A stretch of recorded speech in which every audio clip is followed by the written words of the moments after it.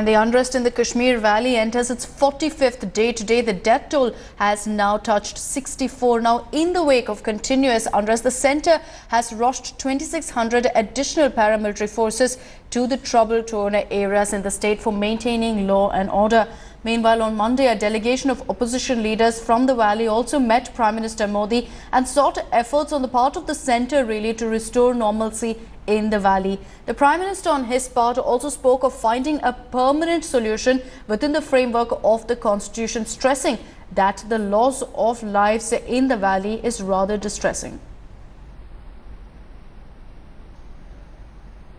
देखिए, एक बात स्पष्ट है कि जो हमारा सुरक्षा कवच है, जो गार्ड है, सिक्योरिटी गार्ड, उसको हम लोअर नहीं कर सकते। और ये बिल्कुल स्पष्ट है कि कुछ बाहर की ताकतें, पड़ोसी देश की, और उनके समर्थन के साथ कुछ देश के भीतर के लोग भी, वो आतंक का सहारा लेते हैं। एक वर्ग तो है जो अलगाववाद में गुमराह हुआ है, और उनमें से चंद एक नौजवान ऐसे हैं जिन्होंने हिंसा और आतंक का सहारा लिया है। अब इनमें से बहुत बड़ी मात्रा में है जिनको हथियार पाकिस्तान से आता है, जिनकी ट्रेनिंग वहाँ से होती है, जिनको पैसा वहाँ से आता है। इसके तो पिछले कुछ दिनों में सबूत भी आए हैं, और इसलिए स्वाभाविक है कि ये दोनों मिलकर इस देश को डिस्टेबलाइज करना चाहते हैं। And well, India Today also spoke to former Chief Minister of Jammu and Kashmir, Omar Abdullah, after his meeting with the Prime Minister. Listen in to what he had to say.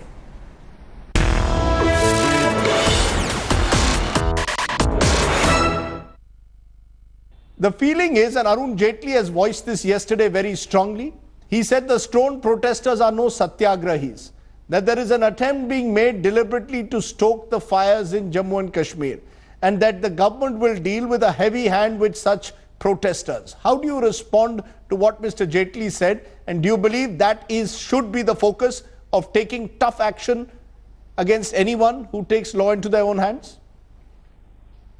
I'm not going to get into a war of words with the Union Home Minister, with the Union Finance Minister. As far as I'm concerned, the statement that trumps all statements is the statement issued by the Prime Minister after our meeting with him, where he has said that a dialogue needs to be initiated to find a long-term solution and a lasting solution to the problem in Kashmir. He has called the people who have been injured or killed, whether stone pelters or security force people, our own people, and as far as I'm concerned, that is the last word on the matter.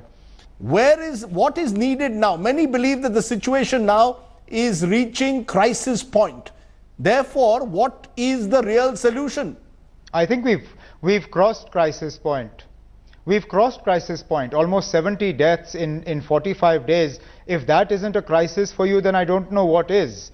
But yes, the fact that we've had initiatives in the past that were not taken to their logical conclusion doesn't mean that we sit on our hands now and let the situation deteriorate to the point of no control or the point of no return. In the past, we have admitted our mistakes, but unless we are willing to initiate a long-term dialogue, a sustainable dialogue, I'm not here to espouse one particular solution over another. As and when a dialogue starts, of course the National Conference will put its point of view forward. We've never shied away from doing that. At this point in time, we are only saying that you need to recognize the political nature of the problem. You need to recognize that development is not the magic solution to every issue that troubles Jammu and Kashmir today. And when you recognize the need for a political solution, the need for a dialogue, then we'll work towards reaching some conclusion. Whom? The problem is you have initiatives that are... Dialogue with whom? Dialogue with all stakeholders. Separatists, everyone on the dialogue table, the same separatists who have been put under house arrest. I mean, I find it, and this keeps repeating itself again and again. They're under house arrest one day and next day we want to hold a dialogue with those same separatists. So where is the concrete, conscious policy? Look, previous governments have spoken to separatist leaders after having arrested them. This is, what I'm talking about is not unique, it's not new, it's not untried and untested. Look, the fact is that yes, from time to time the situation has demanded the detention of these people, but then you've also spoken to them. And why is Jammu and Kashmir going to be unique? Have similar situations not existed in other parts of the world?